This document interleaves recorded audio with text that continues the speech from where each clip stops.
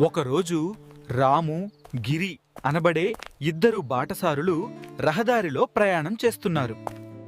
అనుకోకుండా గిరికి ఒక సంచి కనిపిస్తుంది. ఆ సంచి తెరిచాడు.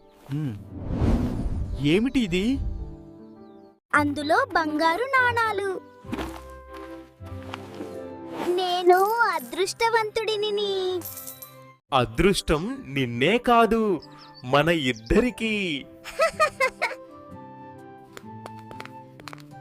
అదెలా?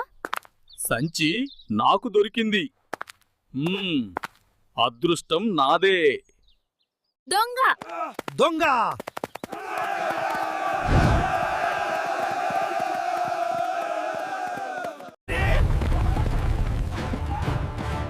మనమే చిక్కుతాము. మన అదృష్టం పంచుకోకుండా ఇతరుల దురదృష్టంతో మనం కలిసిపోవడం మూర్ఖత్వమే.